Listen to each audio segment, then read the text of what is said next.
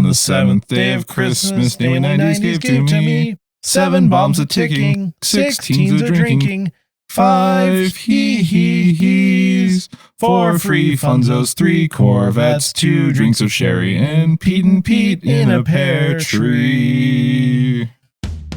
Welcome to Namely 90s.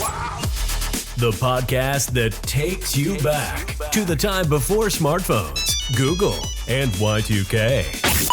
Join your hosts as they relive the pop culture that shaped a generation and the parts that many people wish they could forget.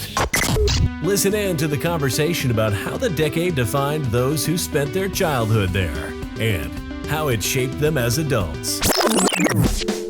So, turn down the grunge and dial up the internet. Let's get started. It's time for Namely 90s. That's right. You're listening to Namely 90s. My name's Andrew, and over there's Brandon. That's who's frozen. Me. No. You can find us online at namely90s.com or on, Instagram and Bluesky. It's at Namely 90s. And on Bluesky, it's namely90s.bsky.social. You can also find us on YouTube at youtube.com/@namely90s. And if you'd like to support the show, head over to patreon.com at namely90s. Patreon.com/namely90s, the 90s to get signed up for one of our support levels. Sorry, I did that really well last time, and I just couldn't make it come out right this time. You can try at namely90s.social/Instagram/Patreon. Right. Anyway, welcome to our 4th annual 12 Days of Christmas specials, episode 7. And we are joined yet again by another great guest from the Canon Essential Movies Watch List. We have Raph Stitt. Welcome back to the show. Thank you guys for having me. Absolutely. Merry Christmas. Happy holidays. Christmas. Happy holidays. And welcome back. We've had you on before for the Mr. Hanky, the Christmas Pooh South Park episode. Was that the first year or maybe the second year? I don't remember. That was not the first year. Great episode, though. Yeah. Good times. Yeah. Love talking about poo. Well, I mean, that's kind of how these Christmas episodes are. Either they're a golden turd or a episode about a turd that sings and gives. I do think I am tiring of the Christmas specials at this point. We've done so many. It's like, oh, this again. Okay, you know what I mean. Fair. The holiday spirit. The Christmas spirit is leaving Andrew. The problem you're is the first person to grow tired of the Christmas spirit. No, it's not the Christmas spirit. It's just they're by design. They're not the best episodes of any of these shows, and so therefore it's now been going on 48 episodes of just garbage phoned in television. You know what I mean? I mean, there are a few bright spots here or there, but as a general rule, these are not the best episodes any of these shows have to offer. You sound like you're in the first steps of your own Christmas special where you're starting to lose faith in the spirit of the season. Later, there's going to be a miracle, and then I'm going to believe in Santa Claus. Join us. That's 100% what's going to happen. Join us for our 5th annual Christmas specials next year, where Andrew has to go through the Scrooge, A Christmas Carol. Yeah, all the ghosts of Christmas past have to visit. It's a real thing. And we'll just make sure it's 12 ghosts of Christmas that visit you. But Raph, you host a show called The Canon, an Essential Movies Watch List from Screenage Wasteland. Do you want to tell us about that? I would love to. The Canon, which is a show that you gents joined me on last month to talk about Shawshank Redemption. It's, what the title says. We are going through a watch list of the most essential movies of all time. Trying to build out, what should be the list of movies that any wannabe cinephile, film fan, all the movies that they should check out in their lifetime. In total, there will be about 200 to 250 movies that end up being in that watch list, in that official canon of essential movies. We've just gotten through our first 30 movies. So we're looking forward to including more each week. I'm joined by a new guest.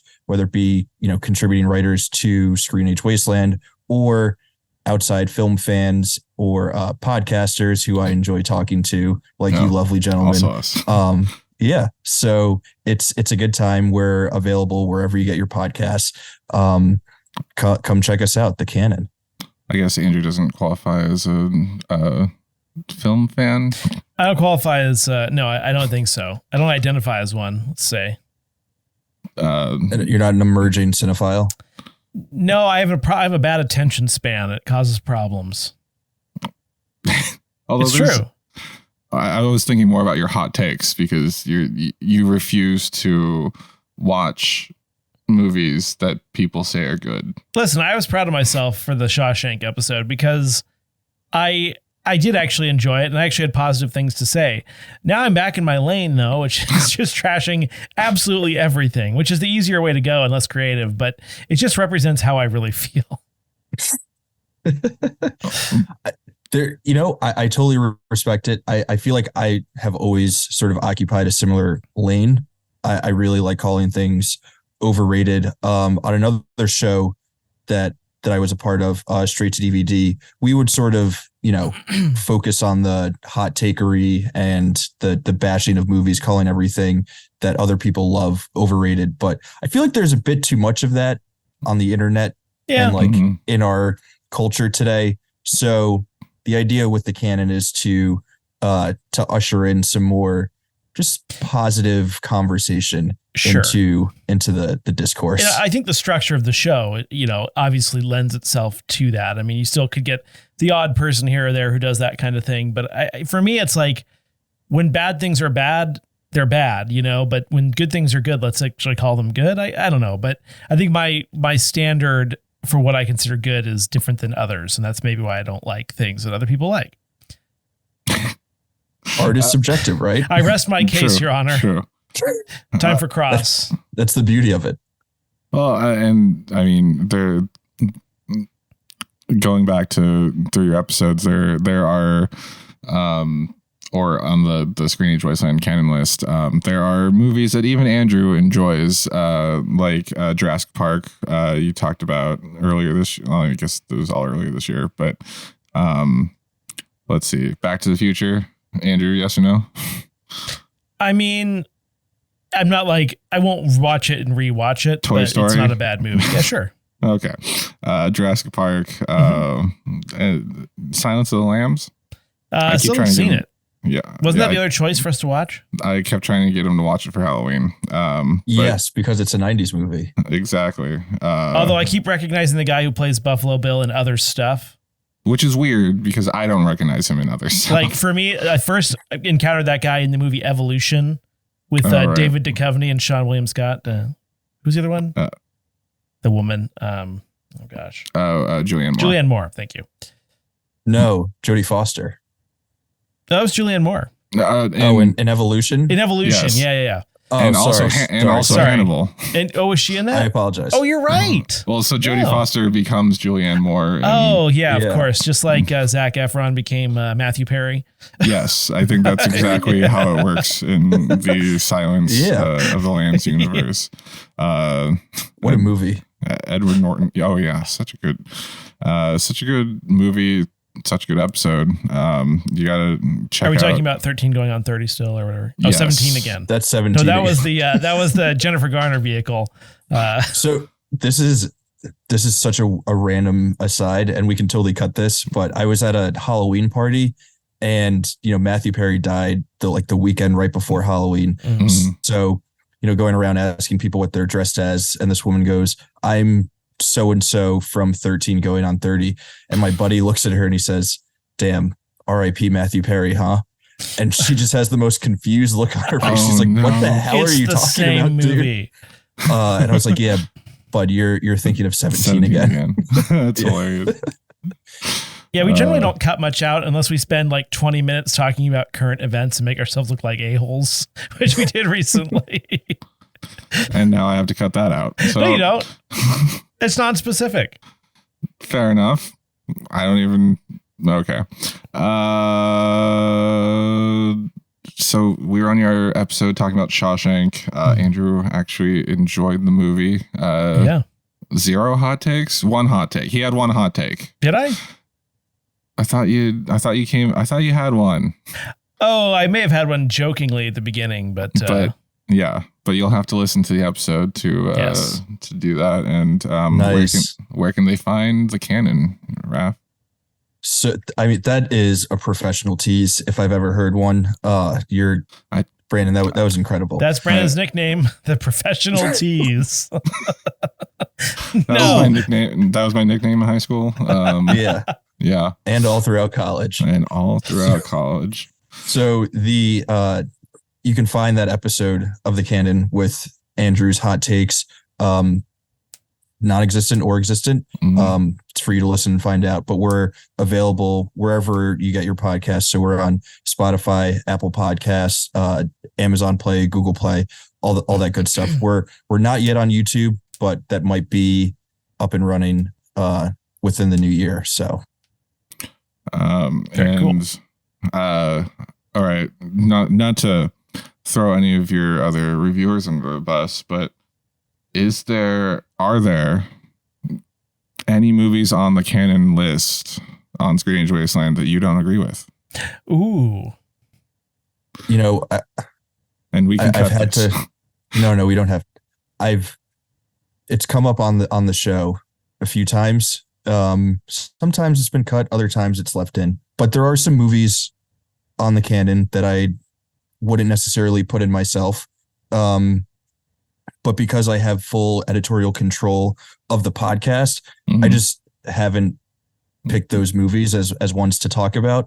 There might come a day where we do, and I have to fake 90 minutes about why American History X is great or something like that. Not saying I don't like the movie. I'm just throwing it out there as an example. Mhm.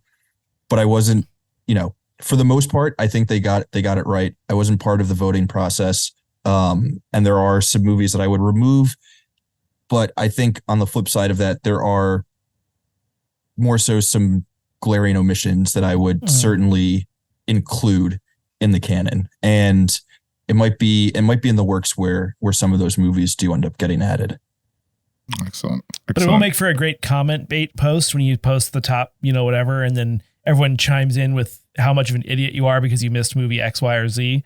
I'm seeing a lot of those posts lately. But hey, you can always use that for traffic. That's because you only use Facebook. That's correct. Where the old people remain. And I'm old. Any press is good press, right? True. Clicks are clicks. And do you know what the lineup is for next year or your next few episodes?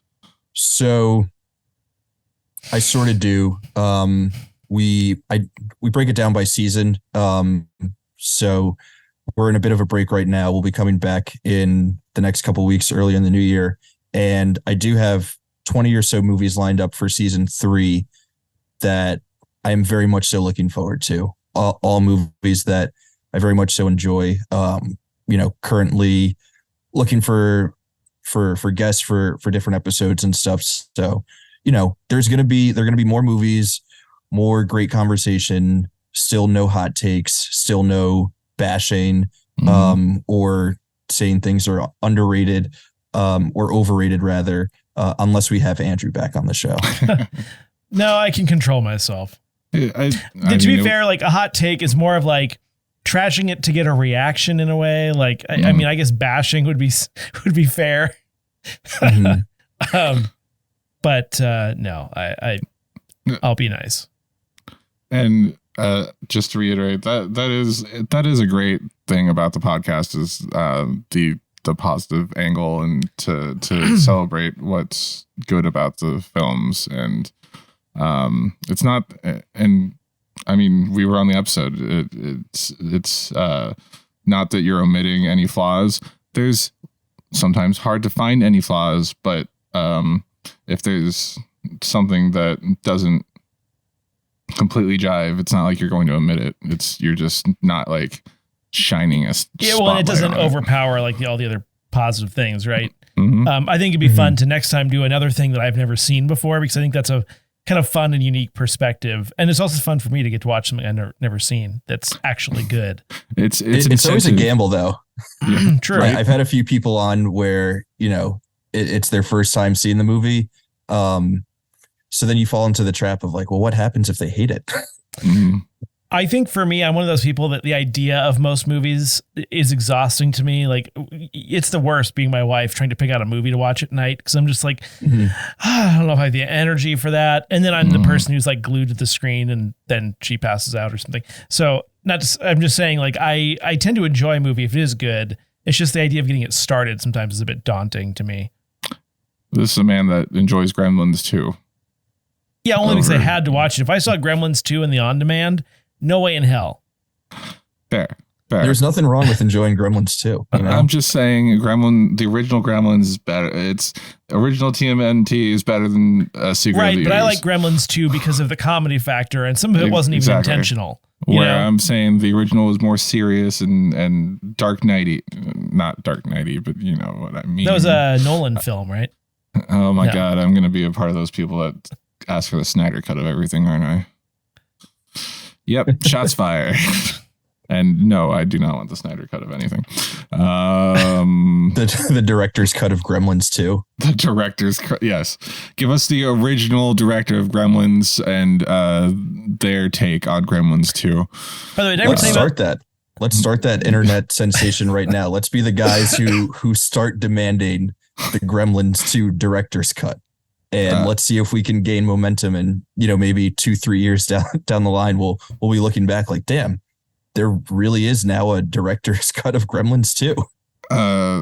So what would that be? Hashtag Snyder Gremlins 2 Snyderverse, or hashtag release the Gremlins cut.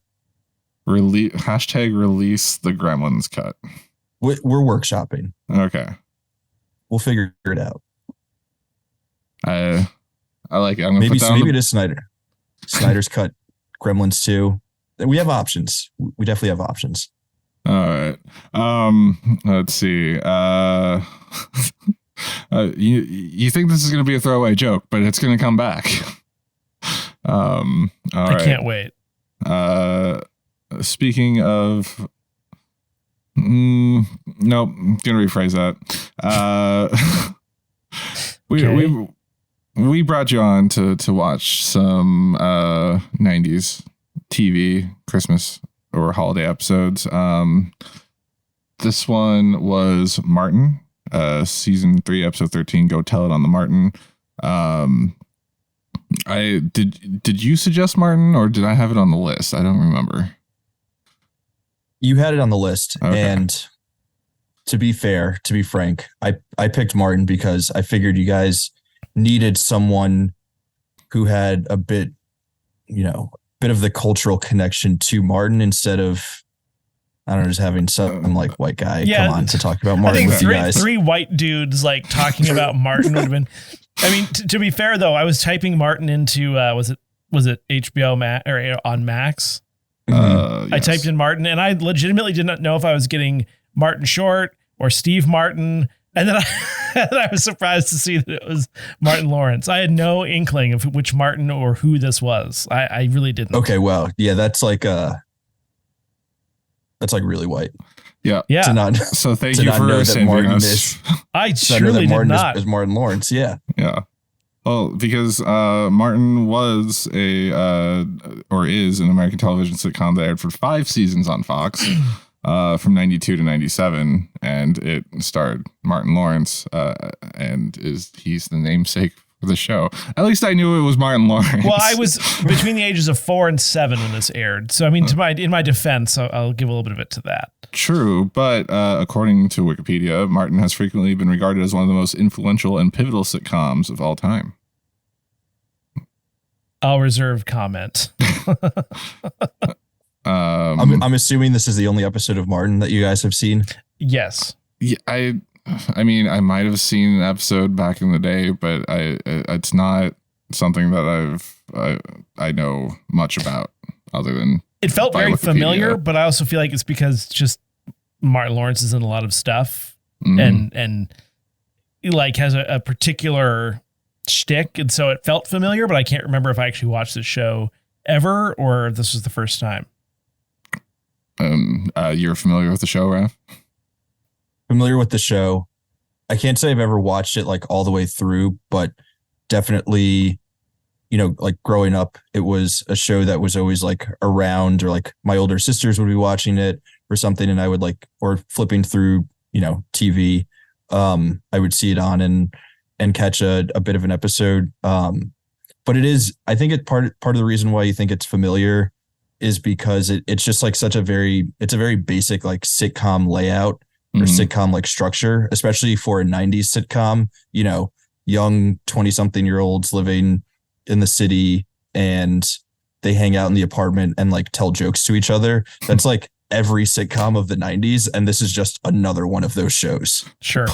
Plus in the later seasons, he has like a sitcom that he works on, or not a sitcom, a talk show that he works on. So yeah. That's where I take a little exception to the comments most influential and pivotal, because that wasn't groundbreaking. You know what I mean?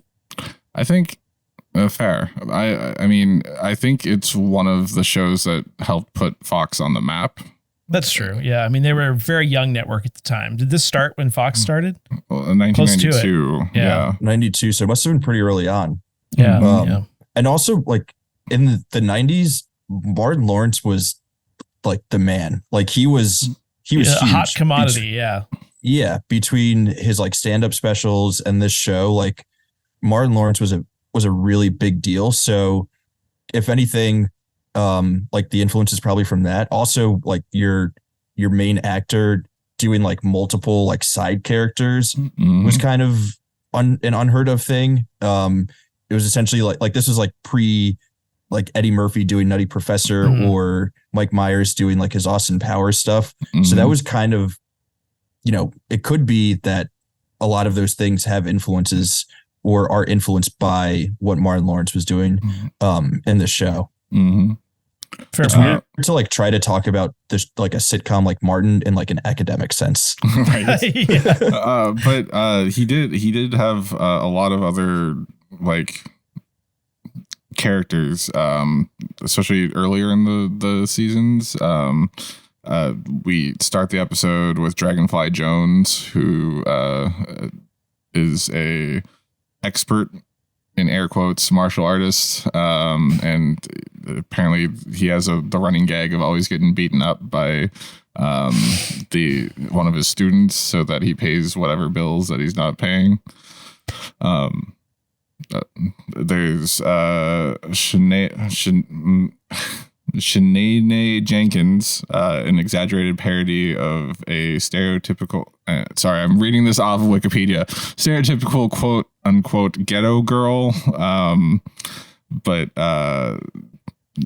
I've seen photos of that one. That's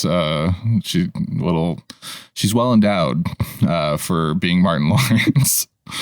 Got it. Okay. Got it. He does a mama character that's kind of reminiscent of Martin Lawrence? That was Big Mama's House, right? Yeah, that was him. Kind of great movie. I liked the first one. I don't think I watched the second one though. Yeah, he has a big list of characters that are like stereotypical, but didn't always have a good like the 90s was a point where everything was being like satirized, I guess. True. And I see King Beef, which is a blaxploitation actor. So they would show yeah, it's Lawrence in a huge bodysuit. Very. Oh yeah, you can't. It's the 90s. There's got to be a fat suit. You know, that's classic 90s sitcom territory. But I noticed his girlfriend in the show, or fiance in the show, is her name's Gina, but is played by Tisha Campbell, who I recognize most from what was the show? My Wife and Kids. No one. Yeah, we watched that show. Yeah, I remember that show. It was an ABC show. The Wayans brother, right? Yeah. Yep. Yeah. That one we did watch. Damon. Yep. Mm-hmm. And probably the least funny of the Wayans brothers. True. That goes to my to qualify my sense of humor then, because I think I remember liking that show. Well, I remember him in, was it Major Pain? That was the yeah, he was Major Pain. Yeah. So I guess not a lot of Martin watching. Can I well, we're not to the episode yet, are we? No. Wherever you want to go. I just want to state that the Dragonfly Jones sequence at the beginning of the episode lasted for over 4 minutes. It was a little long. Over 4 minutes. I couldn't tell if it was like they didn't have anything to fill the episode with, so they're like, let's do a long. I think there was that, scene. But I think this is another example where, and we talked about this earlier, I'm not sure when, but with these holiday episodes, like a lot of times these holiday episodes are my first foray into a particular program, and it's just not fair to the program because these episodes are never the best example of the show. So for me, like if I had to make a determination about whether I would watch this show based on this episode, the answer would be no, but that's hard because these are never the good episodes, you know? Yeah, it's certainly not the funniest episode of Martin, and it doesn't have a lot of the sort of classic sort of character moments or like not really tropes, but like callback jokes that they make. So like the big thing with Martin is he has like this really he has beef with Pam. And him and Pam are always getting into it, and they kind of do in this episode, but not to the point where you like get like that it's funny and that's their ongoing sort of relationship. So I could understand like why watching this episode you wouldn't be like, I need to see every episode of Martin now. Well, and these holiday episodes also have a lot of momentum because they're really trying to drive that Christmas theme home and that point. And it's very formulaic, and so I feel like they're just rushing to get there, and the show just isn't right, you know. But I also think with the what is it, Dragon Jones or Dragonfly Jones? Yeah, Dragonfly Jones. I think with that bit, that is sort of indicative of how a lot of these side characters sort of play out. Like, it's not really that they don't have like enough script for the entire show.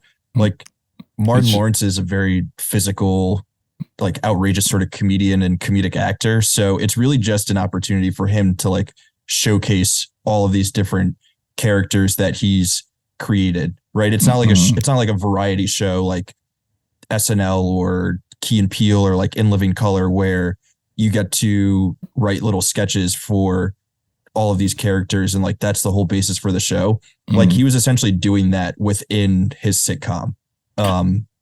So that's why it's like, okay, here's just 4 minutes of Martin Lawrence as Dragonfly Jones that has no connection to the rest of the story whatsoever. One thing I noticed was like, did he put on weight? And then like when the episode kicked in back to normal, like he was like skinny as ever. And I'm thinking there must have been some sort of like extra padding added under the what do you call it? I forget all of a sudden what you call the gi. Thank you. Yeah. So was that like a mild fat suit moment, or what was that?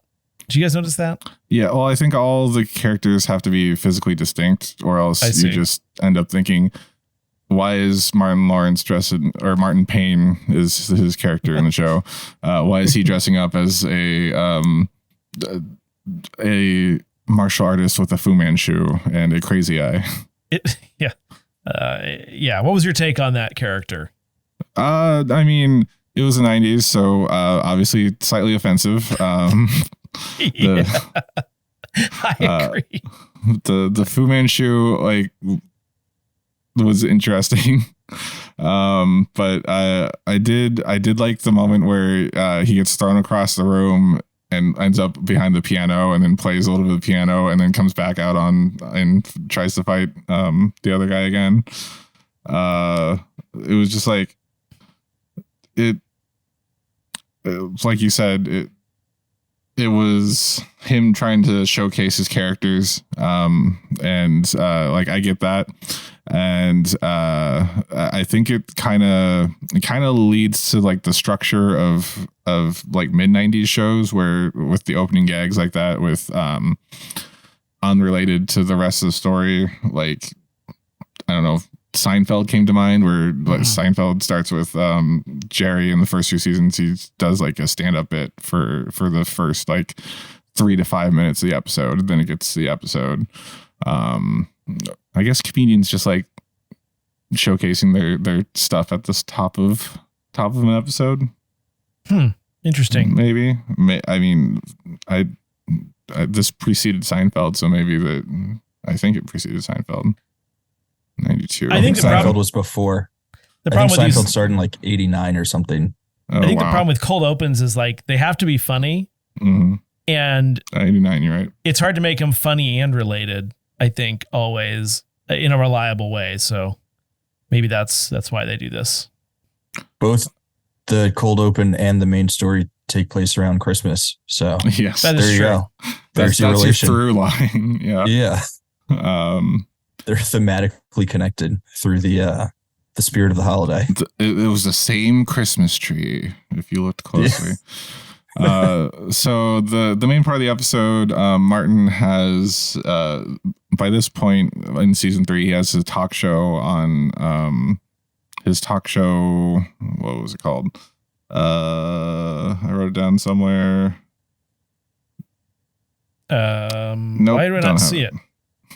Anyway, he has a talk show that he's on, and he is given Word on the Street is his talk show, and they gave him a Christmas special to do, and which is, I don't know if it's a cheat, but I think it's kind of a clever way to fit in a like, hey, we're just going to do a variety show music or a variety show Christmas episode structured within a sitcom, which lets you have your cake and eat it too. But where was I going with that? They start out at Martin's apartment. Martin shows off this beautiful tennis bracelet he's going to give his girlfriend Gina. Gina and Pam come out of the back room having wrapped their presents, trying to get and asking the boys what they got them. And is it Cole comes in PJ saying he got robbed, so that's why he doesn't want to go down to watch the taping. Was it a taping or was it a live performance? It was a live performance of the show. And that's like the whole setup for the episode. Yeah, that carries them all the way into the Christmas special. And there was a Kwanzaa spotlight, which then devolved into like this couple arguing about him getting home late last night, and I thought that was pretty good. Gina is like helping him introduce things, but she's like super robotic on the screen. And then they had a dancing segment featuring Tony Cox, who I recognize from Bad Santa. And Legend. Yeah. Who doesn't love Tony Cox? Tony Cox is great. But I feel like does everyone know him best from Bad Santa? He's been on a lot of things. He's in a lot of things. I don't think I actually recognized him as anybody famous, but I didn't see that movie either. So Fair. I think most people who are familiar with the show Martin would probably recognize him from Friday. Oh yeah. Okay. That's a cheeky way of me saying black people. No, I know. Trust me. I get you. What was I going to say? Oh, so we'd like to talk about, or at least I like to talk about on sitcoms. There's like in the writer's room, when they come to an impasse and they're not sure where to go, there is a hat with ideas in it. And that hat contains a monkey and little people and other various things, but I feel like that's always the mark of a sort of sitcom that's trying too hard or they've hit some writer's block. And that's kind of what it felt like to me in this situation again. I don't know. That's just, this all just felt very, and maybe this is the point of the show, but it just felt like they just threw a bunch of shit together to see what would work. It was like the shotgun approach. I forgot it was in Friday. Sorry. It's the, well, like I said, because they could use that framing of being a variety show or a holiday Christmas show. It's, to me, it's that Xerox effect. As you continue to Xerox copy something, so it becomes more Christmassy. The 90s were just like, it was a different time for TV, right? Sure. Everything wasn't serialized. It was just, hey, do you want to hang out with Martin Lawrence and like watch him be funny for 30 minutes on your TV? Mm-hmm. Well, we're going to do that week to week. And sometimes, we won't really know where we're going. So we're just going to have things happen and we'll allow him to be funny around them. And that's like the whole, there's no like larger idea or concept behind the show besides let's just let this one, person who we all find very entertaining to be entertaining on screen, and other things will happen around them. And we don't really know what those other things will be. Sometimes it will be, little people dancing. Other times it will be, racist, kung fu masters. But either way, Martin Lawrence is there. And isn't that cool? I think I made the comment earlier that I must just not be in a very good mood today because like my joke detector is not working. And I said this in the last episode, I believe, but I watched two, let's say, very different types of shows today. I watched this, Martin, and that 70s show. And I didn't laugh at either one of them once. I don't know what's going on. But just maybe this is 90s comedy. It's just not, I'm not feeling it this week. You're not in the Christmas spirit. Apparently you're not in the 90s not. spirit. No. You're not in the, comedic spirit. No, which is weird, but it's always I actually like Martin Lawrence. I think he's funny and stuff, but. So weird. We're teeing up next year's Christmas specials where Andrew's haunted by the ghosts of Christmas humor and Christmas 90s and yes, 90s spirit. Speaking of random things, Baby and Cece Winans, they're a gospel music duo, brother and sister duo, come out and sing a few songs. I'm not familiar with them. I enjoyed that part. Actually, that's probably my favorite part of the episode. They sang great. Yeah. I looked them up though. Apparently they were popular from like the mid 80s to early 90s. And they won several awards, including 3 Grammys. So, wow. And that was before they came to sing on Martin Payne's talk show. And then while they're singing their first song, a mad Santa comes in, a disgruntled man strapped with dynamite, walks in, starts to take over the show. His wife left him. He lost his job. And they eventually nickname him Brother Claus. And played by Hawthorne James, who is a character actor that's been in like tons of things that I've seen, including ER, Charmed, like episodes of ER, episodes of Charmed, Frasier, Fresh Prince. He was even like background in Speed and Seven. I was looking at him like, where do I recognize him from? And none of the things I looked up, I don't recognize him from those things. I've watched ER front to back like more times than I can count, and I do not. It was season 10 though, which was real shaky. So I don't know. And then he forces the singers to sing Noel as he's conducting, like a madman. Was it? Did he have dynamite he had a in his stick hand? of dynamite. Yeah, I may have watched a low quality rip of this one. Like I did with that 70s show, but at least I wasn't zoomed in. I could see the whole thing. So Cole, who's still at home, was it Cole or Tommy that was at home? Cole was at home. Cole. He calls while they're like on air in a hostage situation. and asks if he could drink the rest of the orange juice. I thought that was a good. Did you see the shitty tripod that the phone was on? It was like it looked like the tripod from like you use for like some scaffolding or something adjacent to it. It was like painted blue. It was kind of funny. Let's see.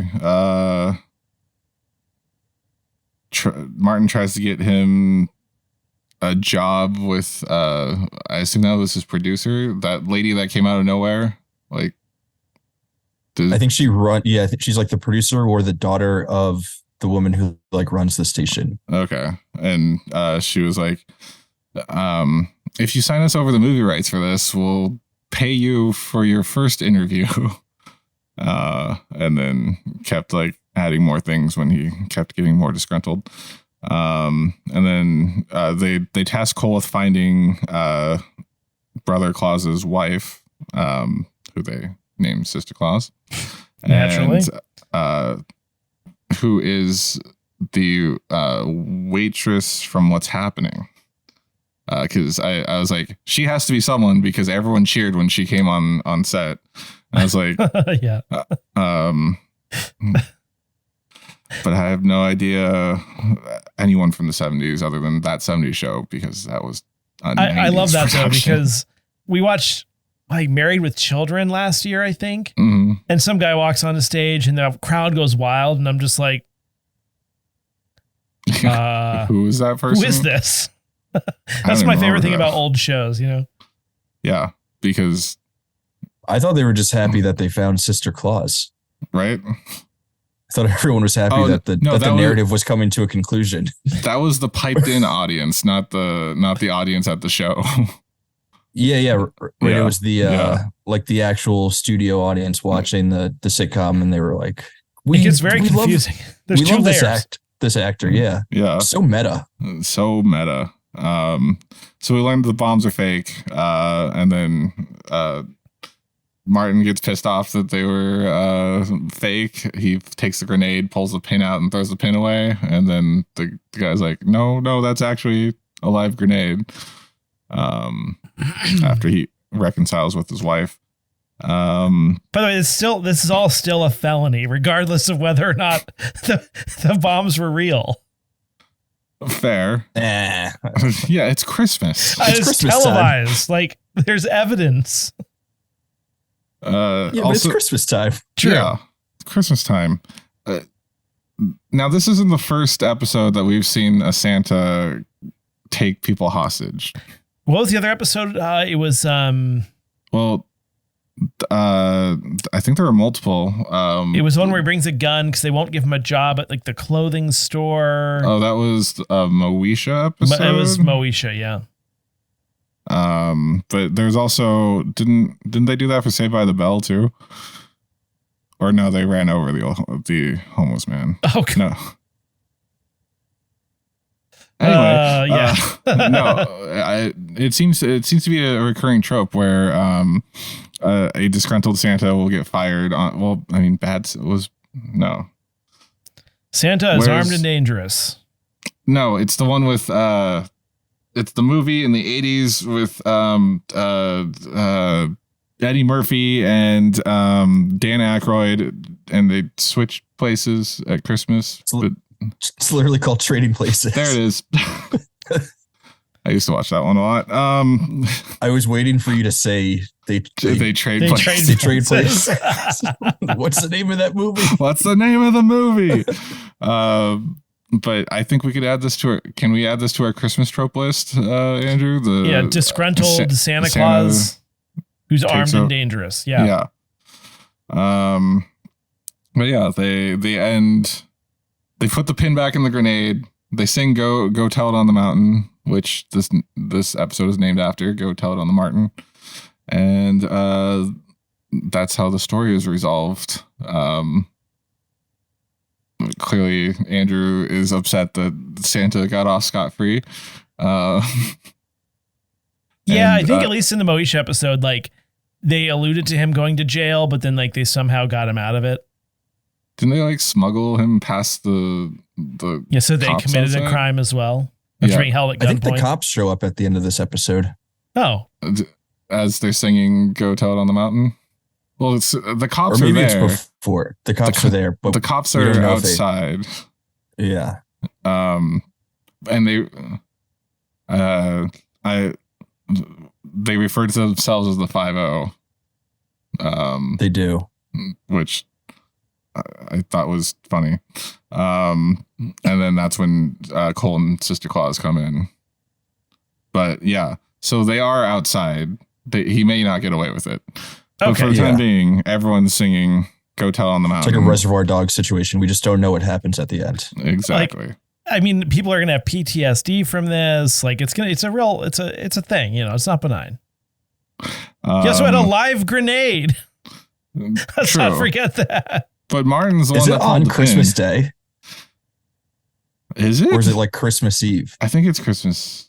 It must be Christmas Eve. Or just around Christmas time. I don't know if they specified what day it was. Just the general holiday Christmas. spirit. Yeah. Here's another thing that happens. Uh-huh. So the first couple that comes out to talk about Kwanzaa, Yes. they mentioned Umoja, which is the first Kwanzaa themes or whatever. Mhm. And that's always the first day of Kwanzaa, which is the day after Christmas. So depending on when this is, whether it's Christmas Day, Christmas Eve, a few days before Christmas, it really wouldn't make sense for them to go on and just talk about that first day of Kwanzaa, unless it was the 26th. But then why would you be doing a Christmas special the day after Christmas? So really the whole timeline makes no sense whatsoever. Unless oh boy, it was a BBC show. Because they have Boxing Day specials. Maybe it was a Canadian Broadcasting Network. No, Perhaps. Maybe it's a Christopher Nolan movie where all time is happening at the same time and never or something. I just want to hear Martin yell, "Where is she?" As Dragonfly Jones. I'm not wearing hockey pads. And then the tag for the episode, he finally gives Gina her bracelet, and then she's about to give him a gift, but instead of going to the bedroom, wink, they do it under the tree, and then the tree falls over on them. Fire hazard? Probably. It was a 90s tree. Yeah, it's just flammable. It probably dried out by then? It was the day after Christmas, you know. True. Well, and hell yeah. Yeah. There's a really bad joke to be made, but you know what? It's Christmas time, so it's after Christmas when this episode drops. I could go a couple of places. I mean, something about the wood Santa Claus falling down. I don't know. There are a few different places we can take it, but let's give everyone the gift of not making any of those jokes. Oh, that's what I normally do. Darn it. And if you wanted to send your joke to us, tag us on Bluesky or Instagram at Namely90s or X, if that's still around. Yeah, right. Final thoughts on the episode? Boy, should let's we let our guests go first. Final thoughts on the episode. Or more thoughts. You know, it is what it is. I think it does its job. It's an episode of Martin that happens around Christmas time, and all of those things happen. Like I said before, there's not a lot more to this show besides, hey, we think Martin Lawrence is an entertaining guy, so let's spend 25 or so minutes with him being funny. This time it'll happen to be around Christmas time. It certainly does happen around Christmas time. Therefore, the episode does its job. Like, if we're looking for a lot more out of this episode of television, then, you know, we might be looking in the wrong places. But it's also hard to watch just this episode without, you know, at least having like background knowledge of the show as a whole and like sort of what it does and its place within 90s culture and history and all that stuff. But I enjoyed it. I thought it was a fun way to spend, you know, 25 or so minutes watching Martin laugh and, you know, seeing people sing and dance and stuff. Like that's cool. I'm here for that. And, Brandon? Oh. You go first. I went first last time, or second last time. Okay. I mean, yeah, like you said, I mean, we do that to our guests a lot. Sometimes they'll not have the background on the show, and we make them watch it, and then Andrew's like, no, the pretender is like this guy that goes around and he solves crimes and stuff. He rights wrongs, let's say. Sorry, he rights wrongs. So yes, I probably would have appreciated it more had I had a better background on the show, which is why after 2 minutes of the dragonfly thing in the intro, I paused and then read up the Wikipedia article on Martin, so I could kind of appreciate it a little bit more. It, like I said, doing the framework around it being like a Christmas variety show, man, I'm just seeing how much Raph has grown since he was here last time, because he's putting the positive spins on everything, and I just want to be positive about the episode. But yet you're struggling. I mean, I get it. It's say what you want to say. Let's put it this way: when you do like science, for example, you never base your findings on a sample size of 1. Yes. However, if I had to base my opinion on this one episode, I didn't like it, but it's also not really for me, so that's okay.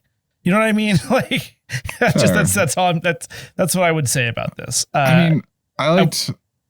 Sorry. I've watched a lot of. We're gonna have watched 48 episodes of 90s Christmas television at the end of this year's special, and this is probably in my bottom 5. Ooh. I just didn't like it. Sorry. That's racist.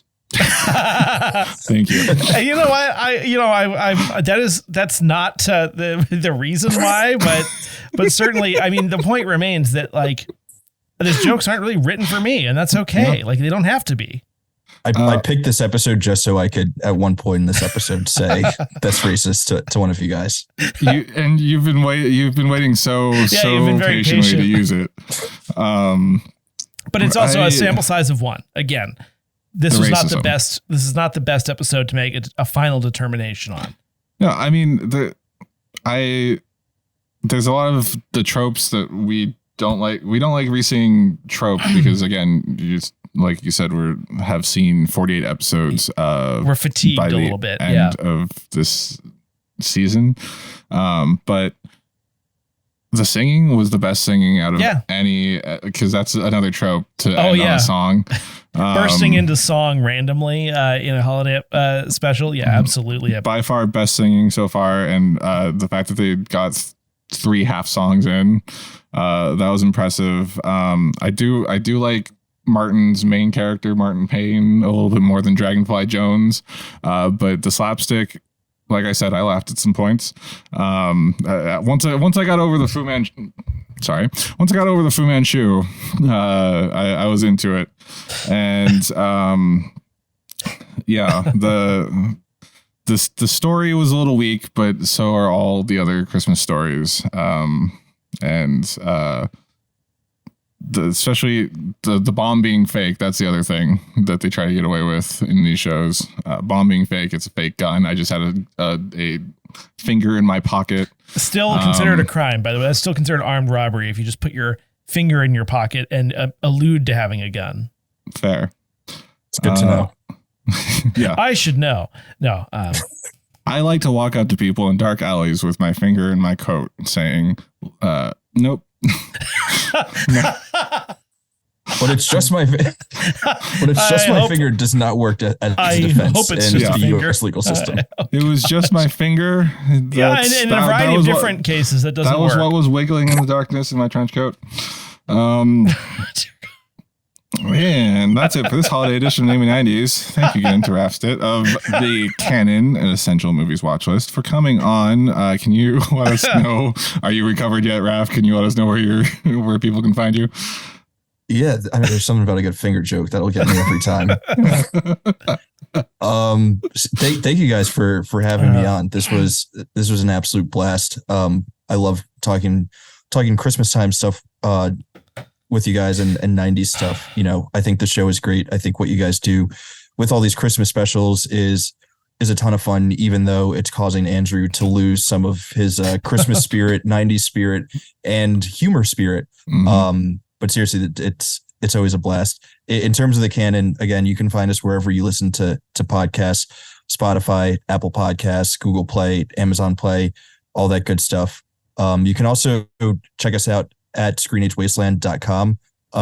There's, you know, all of the episodes of the podcast live there, as well as full written out articles for different movies in the canon, as well as a ton of other, you know, movie reviews, movie lists, suggestions, quizzes, and just like a cool message board of people who really love and care about movies and want to talk about movies in like a fun sort of fun and like there's like no pressure. You know, you can just go and chat movies with cool people. So come hang with us. It's a ton of fun. We'd love to see some of y'all over there. Yeah. And again, that's screenagewasteland.com. And you should check it out. And as always, you can find us on Instagram and YouTube, Bluesky at Namely90s with 90s, and tell us how your holidays are going. And if you'd like to support the show, please check out our Patreon at patreon.com/Namely90s, also with the 90s. Finally, you can contact us through our website, Namely90s.com. But unlike Screenage Wasteland, you can't actually reach us on our website. Please subscribe to us on Apple Podcasts, Google Podcasts, Spotify, YouTube, Audible, Finger Guns, Release the Gremlins Cut, Deezer, Tune and iHeart, Good Pods, and wherever you get your podcast from. I'm Brandon, and that's Andrew, and thank you one final time to Raph from the Canon, and we'll catch you tomorrow for day 8 of these Galram Christmas specials.